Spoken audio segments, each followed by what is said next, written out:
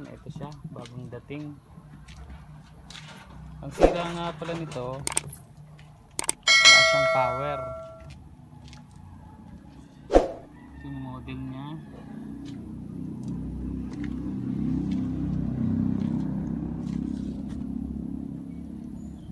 Ayan, WA70H 4400SS. Yan po yung model niya. Ano lang to mga katek,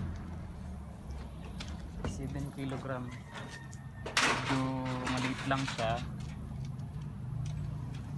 Ayan. Bali binalot siya ng may-ari, binalot siya ng plastic para siguro hindi siya mabasa. Ayan, kabalot. So ito medyo madumi, matagal na daw kasi hindi ginagamit to.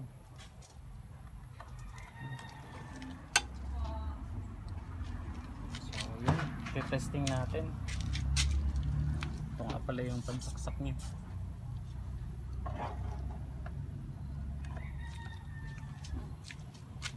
So yun, wala nga siyang power.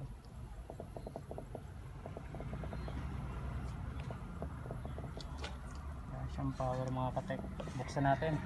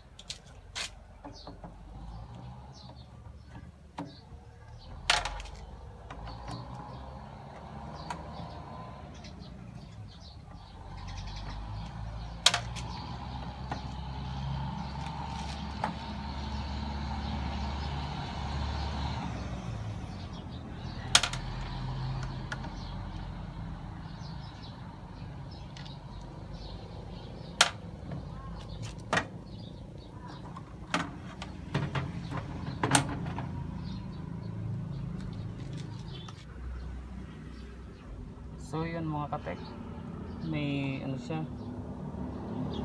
sunog.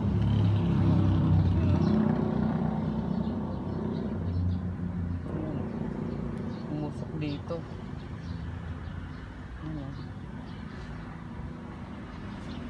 Malamang sira yung ano nito. Ito kasi yung pinakaming power supply niya eh. Power supply ng control board. So yan, kaya siguro wala siyang power kasi sira nga yung ano niya, yung power supply. So may isa ako dyang sira yung pinaka control board, pero buo yung power supply. So subukan nating gamitin yung power supply niya, lilipat natin dito. So yun, tanggalin natin. So ito po yung guwan, ito po yung sirang mainboard natin. Ayan. Yung system niya yung sira, pinaka control board, pero itong power supply niya buo yan kasi may power siya eh. Kung makikita nyo mga katek, ano yan, nakahiwala yung board ng power supply. Ito nagsusupply dito sa pinaka control board niya.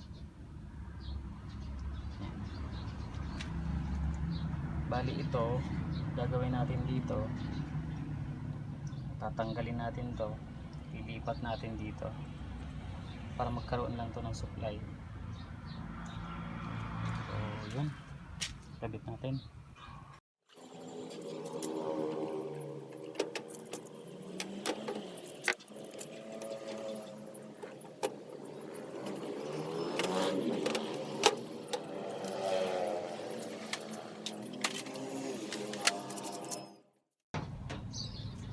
wasak natin mga katek.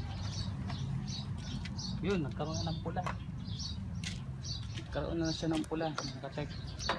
Ayan o. So gumagana nga to. Ito kasi mga katek, ang sira kasi nito is yung kuwan niya, yung supply dun sa water inlet, hindi siya gumagana. Ayaw gumana ng water inlet. Eh kaysa naman kalkalin natin to para gawin, bumili na lang si Tomer ng kuwan, ng bago. Pabili na lang ng bago. Tapos binigay na to sa akin. So yun, nagkaroon na siya ng kuwan, nagkaroon na siya ng power. Subukan natin i-power on. Ito nga pala yung pinaka-ano niya. Yan, yung power. Ito. Yun, meron na mga katek. So yun, sabihin gagana na to. Subukan muna natin sa spin. Ito yung spin nya.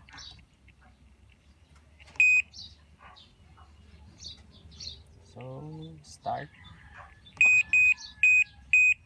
Ayun, naka-open pala yung ano. Hindi siya mag-start kasi naka-open yung takip. Kailangan natin isara to.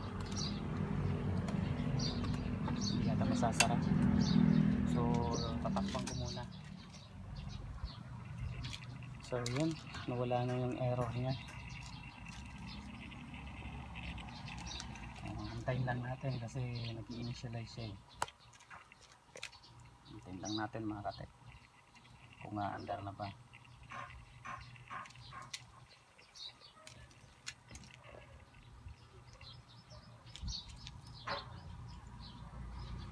Bali ito nga pala mga katek, ano na to,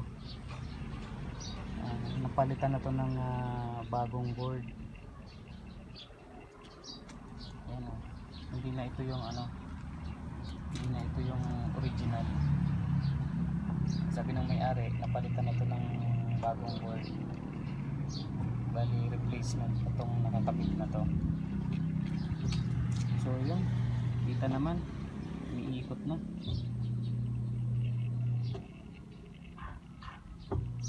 Umiikot na siya, nagre-ready na para mag spin. So ito, ganito yung original nya. Yan, ito yung original nya, pero hindi ito dito. Same ano lang naman sila, same model doon pa sa isang ginawa ko.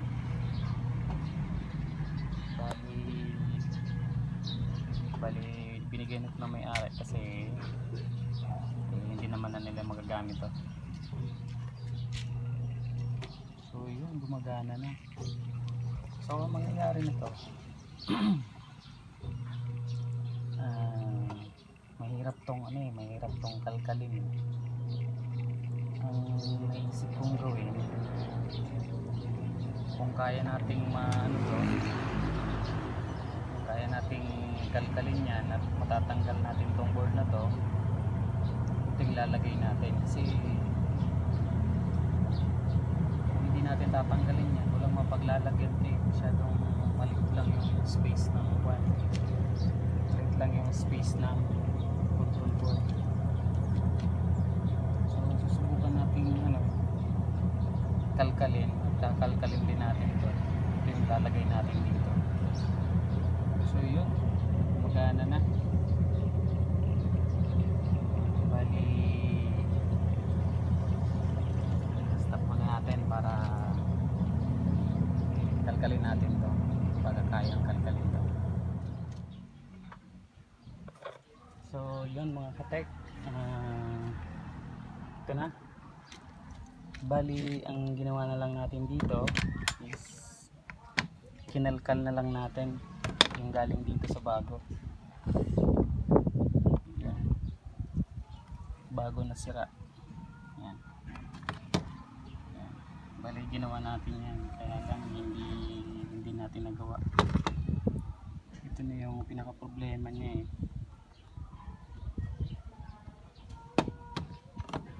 So yan, ginawa natin, kinalkal natin yung supply dito. Ito na yun, ilagay na natin dito. Yan. Ito nga pala yung board na galing dito. Yan. Sunog talaga siya, yung ilalim sunog na sunog oh. Grabing pagkakasunog. So yun, sakto din naman siya. So kakabit muna natin para matesting natin ang ilaw doon siya. Subukan natin i-power on.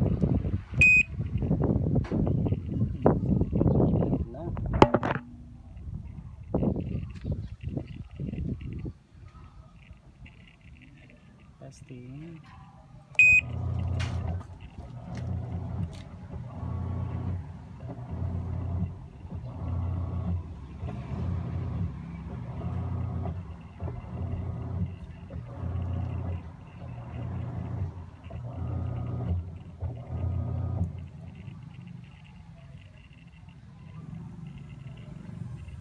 Yun, gumana na yung water inlet.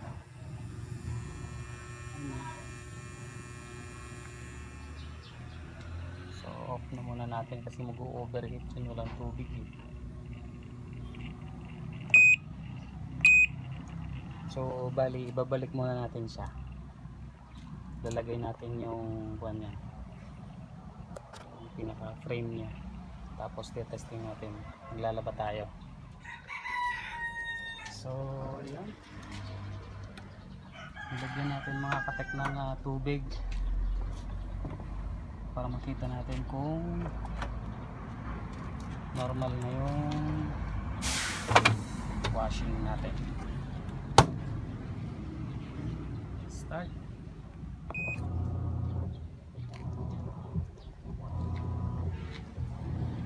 Andar na siya.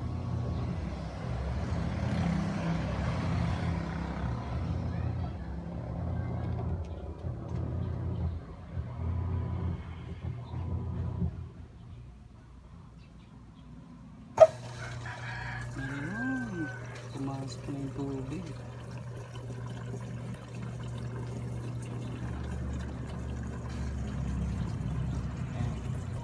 Ayan natin.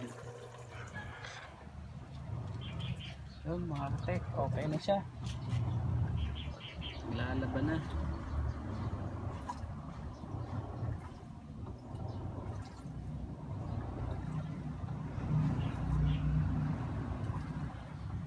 Salamat sa inyong panonood. Thank you, thank you.